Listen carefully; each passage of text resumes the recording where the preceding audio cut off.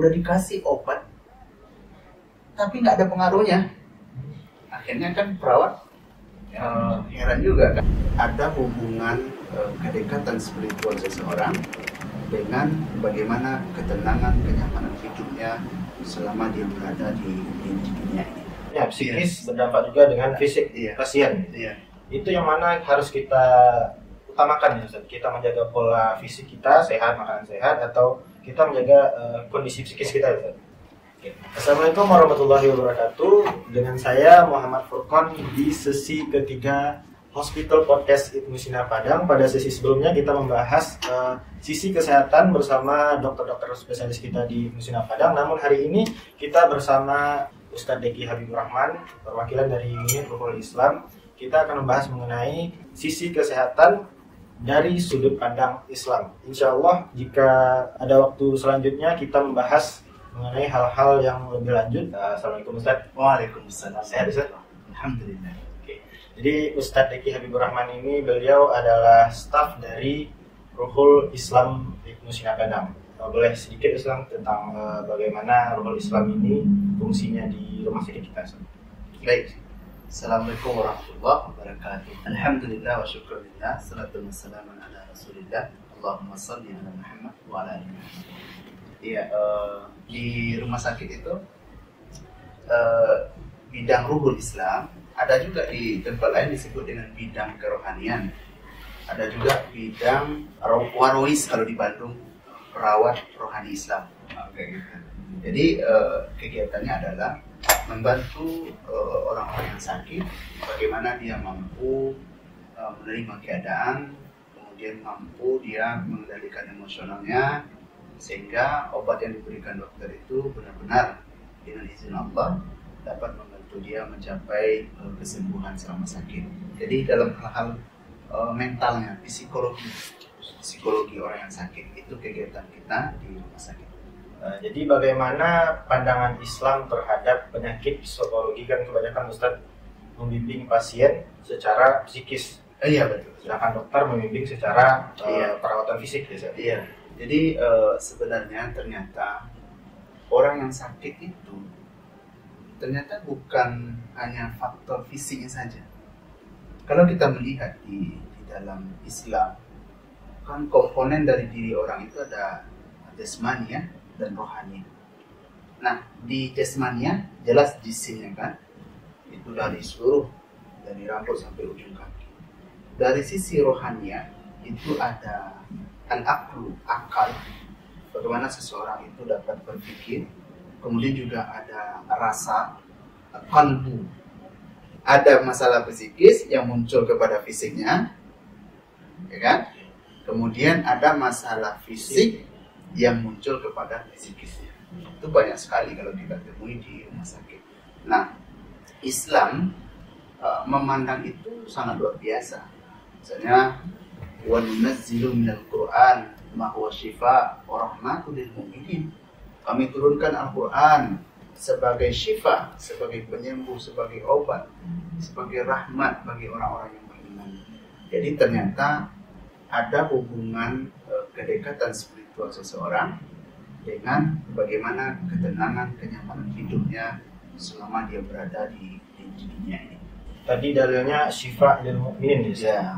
Berarti syarat Quran itu menjadi obat, itu syaratnya orang beriman dulu Ustaz, atau orang-orang yang tidak beriman termasuk juga Ustaz? Ini dalam surat Al-Isra ya, ayat ke-82.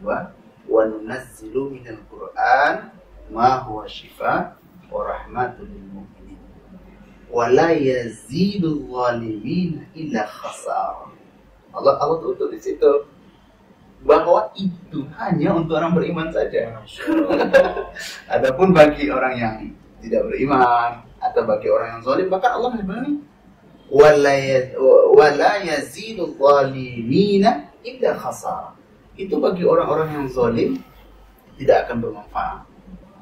Fisik itu berdampak juga terhadap psikis, dan sebaliknya psikis berdampak juga dengan fisik pasien. Itu yang mana harus kita utamakan ya Ustaz? Kita menjaga pola fisik kita sehat, makanan sehat, atau kita menjaga kondisi psikis kita ya Ustaz? Ya, nah kalau bisa tentu keseimbangan. Karena Islam itu memang pertengahan, keseimbangan. Misalnya makanlah kamu, wala tusrifu, makanlah kamu tapi jangan berlebihan.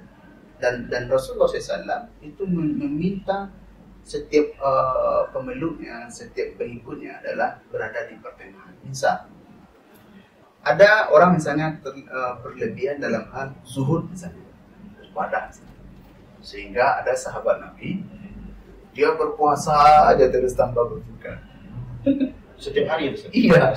Kemudian disebutkan dalam hadis dari Bunda Aisyah bahwa Rasulullah SAW beliau juga punya keluarga, beliau juga menikah, beliau juga makan, beliau juga berpuasa. Jadi begitu, artinya Rasulullah SAW sosok bagaimana keseimbangan itu. Ini yang pertama adalah keseimbangan. Yang kedua, misalnya seseorang itu muncul dalam dirinya misalnya waham kebesaran, misalnya perasaan bahwa kita ini wah, ya, lebih itu sebenarnya sesuatu hal yang berlebihan yang akan merusak kepada fisik kita. Di dalam bukunya Zakia Derajat, beliau ini kan profesor dalam hal kesehatan mental luar biasa.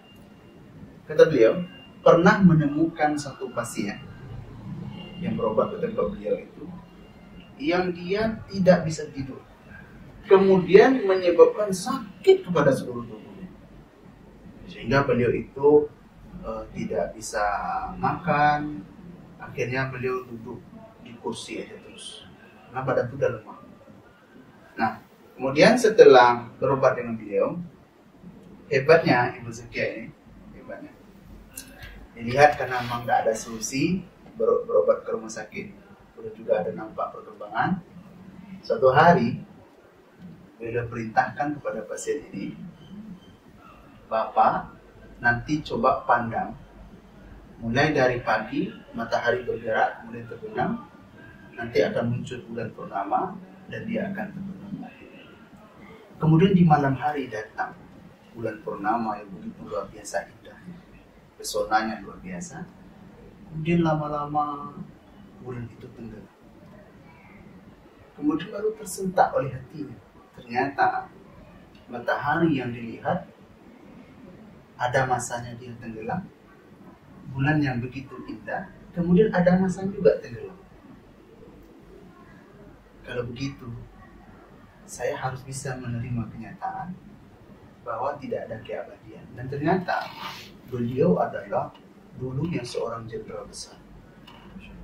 Kemudian orang-orang datang ke rumah itu antrian. Tapi setelah pensiun, tidak ada lagi yang datang ke rumah. Iya kan? Ternyata orang mau berteman itu karena ada sesuatu. Iya, jadi wahamnya seperti itu. Ada juga masalah-masalah yang muncul ya dalam hal sosial, misalnya pertengkaran antara saudara, kemudian tidak nyaman dengan tetangga. Ada juga masalah yang berhubungan dengan spiritual, misalnya kesulitan dalam beribadah, kemudian hubungannya dengan Allah. Nah, ini masalah-masalah. Ada juga masalah karir, tidak nyamannya di dunia kerja dan semacamnya. Masalah-masalah yang muncul di rumah sakit begitu. Kita temui di rumah sakit. Jadi ibu ini masuk rumah sakit, kemudian mengeluh kepala yang sakit, udah dikasih obat, tapi nggak ada pengaruhnya. Akhirnya kan perawat heran juga kan. Nah, kita datang ke situ dan ternyata masalahnya bukan sakit kepala secara fisik, tapi emosionalnya yang terganggu sehingga menyebabkan pada sakit kepalanya. Dan ternyata masalahnya adalah dengan mertuanya. Kalau dilawan tidak akan mungkin. Kalau tidak disampaikan, perasaan terganggu terus dan dia selalu bersama kita, akhirnya sakit. Padahal yang di depan ruangannya itu, dia berhadapan dengan ruangan yang lain, itu sakitnya parah sekali, tapi dikasih obat bisa gitu, karena memang sakitnya itu benar-benar fisik gitu kan. Ini tapi mentalnya sehat ya. Nah itu dikit ya. Iya boleh. Kita sebagai orang Muslim itu bagaimana kita menata psikis kita hingga menjadi berdampak baik terhadap kesehatan kita. Pertama, bagaimana seseorang itu mampu menerima diri. Jadi kemampuan menerima diri ini adalah sesuatu yang penting.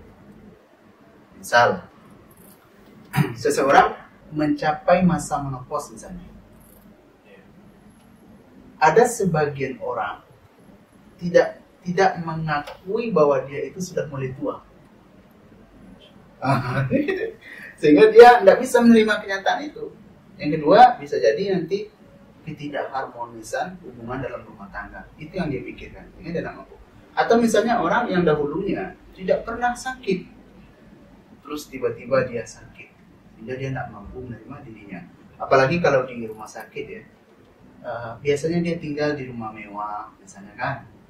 Kemudian juga semuanya bisa dicapai, yang diinginkan itu bisa dapat. Kalau dia udah dirawat di rumah sakit, itu kan kondisinya berbeda lagi kan.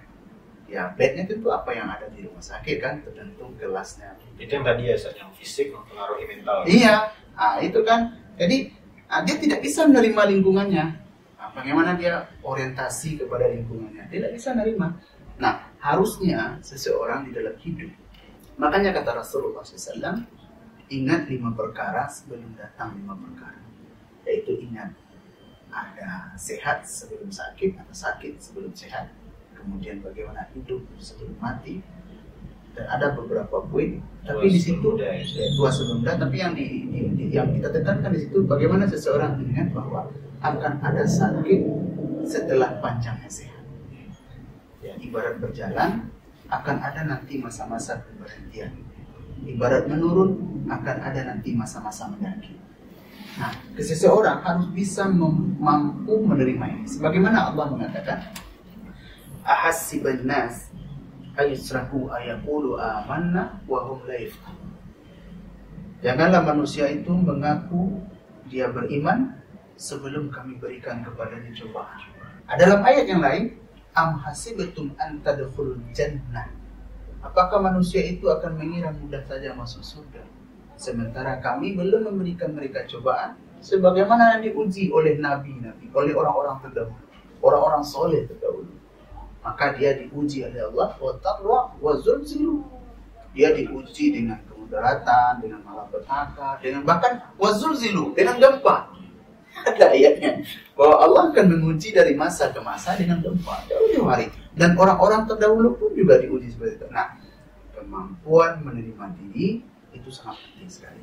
Jadi bagaimana kita sebagai manusia mengetahui kondisi psikologis kita dalam tingkat apa sih? Udah baik atau lumayan baik atau buruk?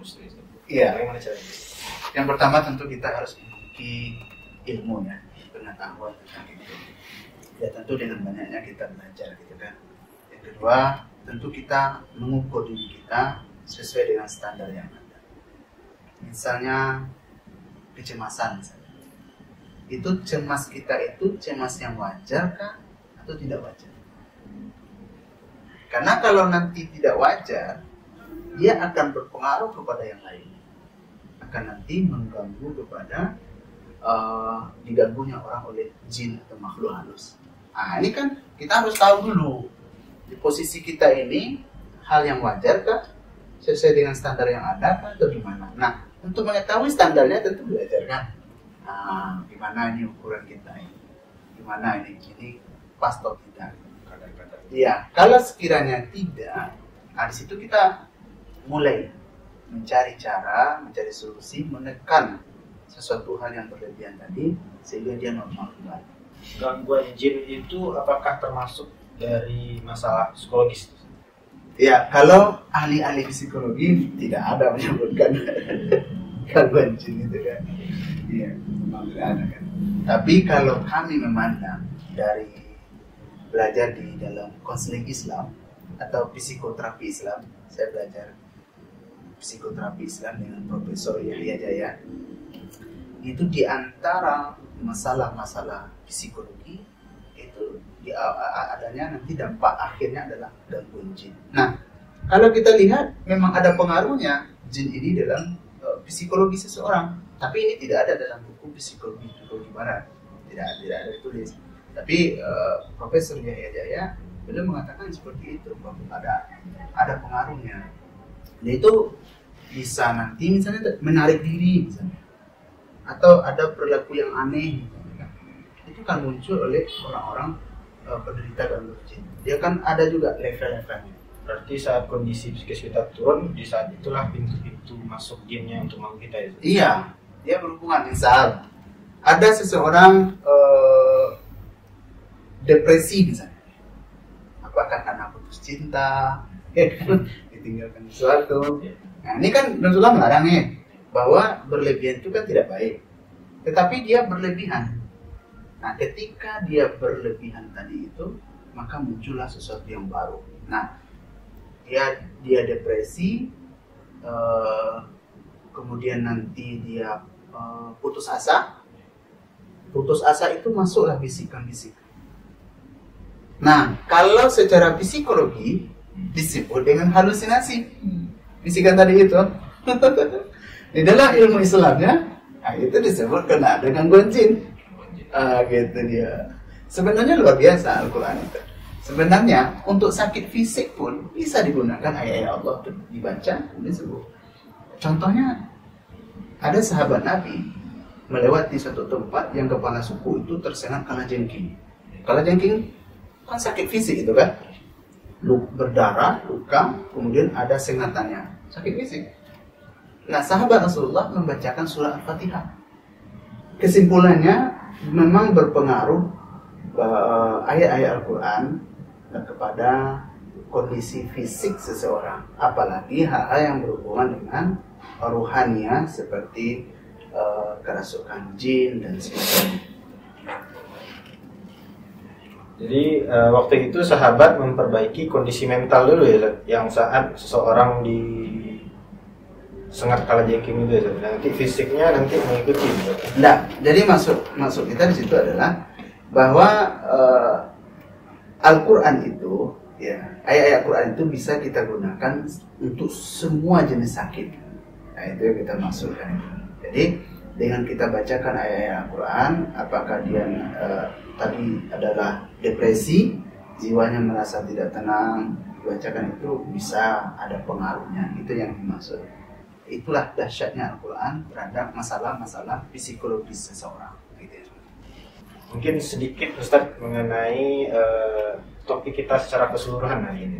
Ya, Islam adalah solusi terhadap berbagai macam persoalan-persoalan yang ada. Masalah fisik nanti bisa akan mengarah kepada masalah pada fisikis. Masalah fisikis juga nanti akan berujung kepada masalah fisik. Nah, masalah fisik nanti akan dirawat di rumah sakit atau dirawat di rumah di tempat masing-masing. Nah, terkadang orang yang sakit bisa dipicu oleh masalah-masalah psikologis. Ada beberapa hal masalah-masalah psikologis yang justru berujung membuat orang menjadi sakit. Masya Allah, telah berakhir podcast kita hari ini dengan topik kesehatan dari pandangan Islam. Sangat banyak tadi yang Ustaz sampaikan ya Ustaz. Insya Allah jika diberi kesempatan lagi kita akan memasuki sesi kedua, part kedua dengan Ustaz Deki juga mengenai apa itu Ustaz? Jadi nanti ada masalah-masalah masalah-masalah psikis yang berujung nanti orang bisa jatuh pada sakit. Itu kan tadi dari sisi individu, dari sisi keluarga, dari sisi lebih mendalam ke topik-topik kita bahas nanti satu-satu itu. Atau nanti bisa juga kan psikoterapi Islam dalam hal gangguan jin dan semacamnya. Insyaallah nanti. Oke, ya. Stay tune di Hospital Podcast Ibnu Sina Padang. Wabillahi taufiq wal hidayah. Assalamualaikum warahmatullahi wabarakatuh.